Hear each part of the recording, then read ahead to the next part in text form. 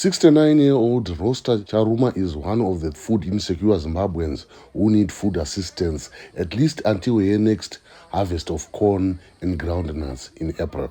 She lives with her husband and 3 grandchildren. Here there is hunger, which is really painful. We eat once a day. We don't eat to fill our stomachs, but just to ensure that kids don't faint at school. They usually have porridge with no sugar, and they're used to it now. As for bread, I don't know when I last ate it. Zimbabwean authorities have loaded a bumper harvest of wheat, a 13-month supply, which officials hope will lower the cost of bread. The price has risen to more than $1 since Russia's invasion of Ukraine. But authorities in Buhera say investment must be in corn, the country's staple crop, instead of wheat.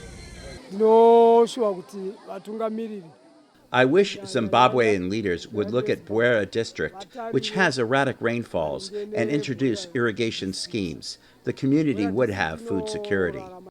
The UN World Food Programme in Zimbabwe says with funding from the USAID, it is importing maize from neighboring Zambia to rural districts and hopes the bumper wheat crop will lower inflation.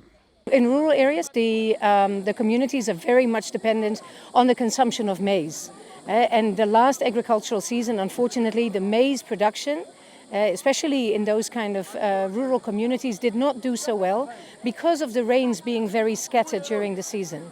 So although the wheat harvest is great for the country, we do not really see, or we do not expect that it will be having a major impact on rural communities. According to the latest World Bank report released in October, Zimbabwe has the highest food inflation rate in the world at around 350%.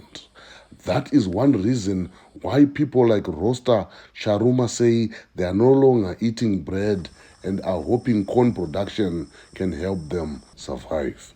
Locals say with a good irrigation plan, they can produce enough corn to sell and make enough money to buy bread and other food items.